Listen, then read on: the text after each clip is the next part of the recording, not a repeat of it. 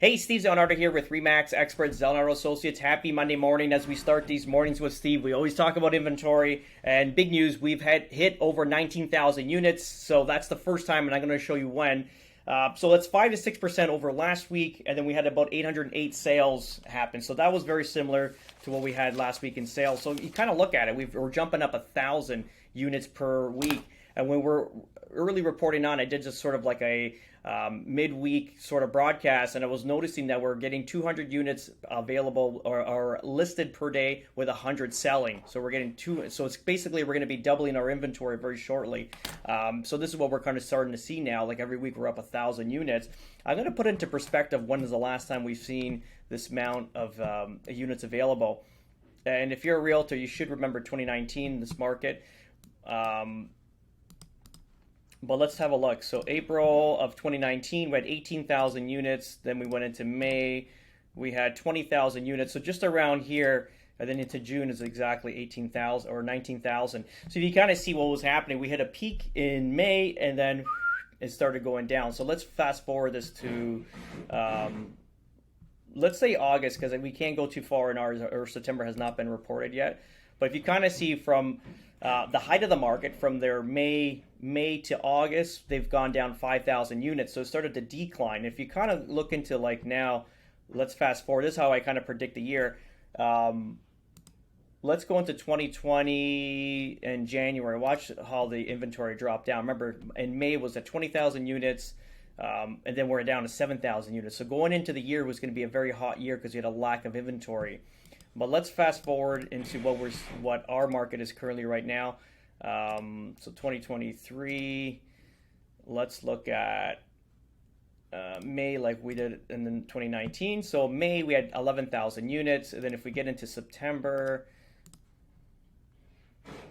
September's not reported yet. We had 15,000 units, and now we have 19,000. So you kind of see in 2019 we started doing a decrease in inventory. Then January is going to be a very hot first quarter, and then this is we start getting into bidding wars and a whole bunch of things. But now we're going in reverse. So now you're seeing low inventory going into more inventory. So now by the time we get into January, if it continues at this pace, we'll be well over the 20,000 mark, maybe 22, 23,000 if nothing changes. So again, this is something that we predicted. It was just the lag time. We forget about the lag time in real estate. We're probably about 6 months delayed, 6 to 7 months delayed of what we originally were coming into this year with our findings and also strategies going into the year. So we're about 7 months of lag time, but now it's starting to come into fruition. And again, it's obviously the interest rates are not helping people's affordability. People need to sell. People need to get out, want to relinquish debt. It's a whole new thing right now, things that we have not experienced, especially in millennials. We have not experienced this for sure. It's obviously the past generations has seen recessions and times of pullback, but that's the news with that. We'll keep you posted with that. Again, we planned for this year in August of 2023 when we did our mastermind meeting. We obviously got 3 different strategies going on for this year, and clearly this looks like we're going to use strategy A. This was big news too, and this was great news for.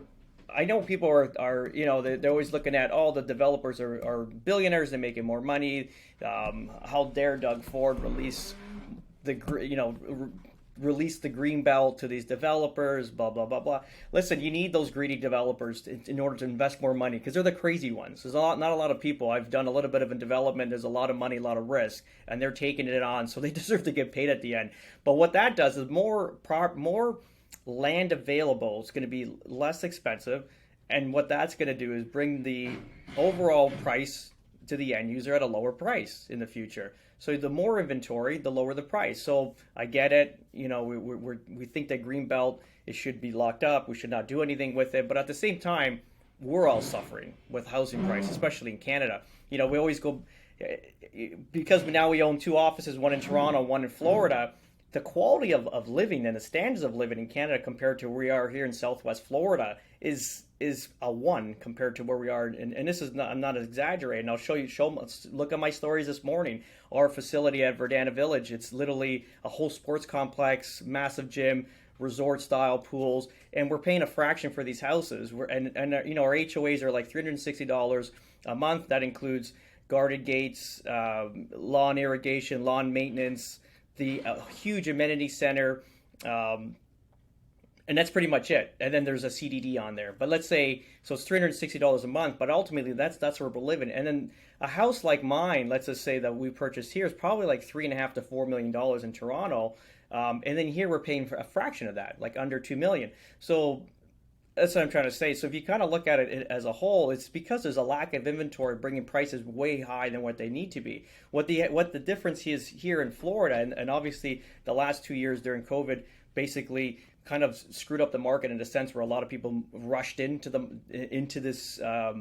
state of Florida, bringing obviously housing prices up. So now the builders are trying to catch up with the development. The good thing is there's all developments getting done at all times, so that's going to put more inventory in the market, keep the prices more stable.